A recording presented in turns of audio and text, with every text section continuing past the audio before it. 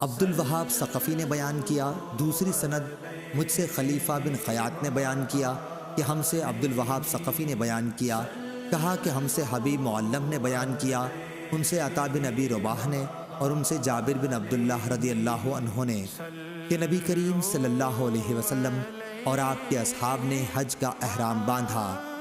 حضور صلی اللہ علیہ وسلم اور طلحہ کے سوا اور کسی کے ساتھ قربانی نہیں تھی۔ حضرت علی رضی اللہ عنہ یمن سے آئے تھے اور ان کے ساتھ بھی قربانی تھی، اس لیے نبی کریم صلی اللہ علیہ وسلم نے حکم دیا کہ سب لوگ اپنے حج کے احرام کو عمرے کا کر لیں، پھر طواف اور سعی کے بعد بال ترشوا لیں اور احرام کھول ڈالیں، لیکن وہ لوگ اس حکم سے مستثنیٰ ہیں۔ اس پر صحابہ رضی اللہ عنہم نے کہا کہ کیا ہم منا میں اس طرح جائیں گے کہ ہمارے ذکر سے منی ٹپک رہی ہو؟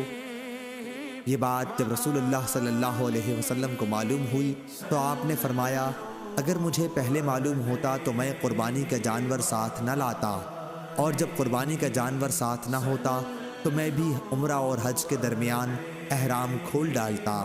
اور عائشہ رضی اللہ عنہا اس حج میں حائضہ ہو گئی تھیں، اس لیے انہوں نے بیت اللہ کے طواف کے سوا اور دوسرے ارکان حج ادا کیے، پھر جب پاک ہو لیں تو طواف بھی کیا۔ انہوں نے رسول اللہ صلی اللہ علیہ وسلم سے شکایت کی کہ آپ سب لوگ تو حج اور عمرہ دونوں کر کے جا رہے ہیں، لیکن میں نے صرف حج ہی کیا ہے۔ چنانچہ رسول اللہ صلی اللہ علیہ وسلم نے عبد الرحمن بن ابی بکر کو حکم دیا کہ انہیں تنعیم لے جائیں اور وہاں سے عمرے کا احرام باندھیں۔ اس طرح عائشہ رضی اللہ عنہا نے حج کے بعد عمرہ کیا۔ صحیح بخاری حدیث نمبر 1651۔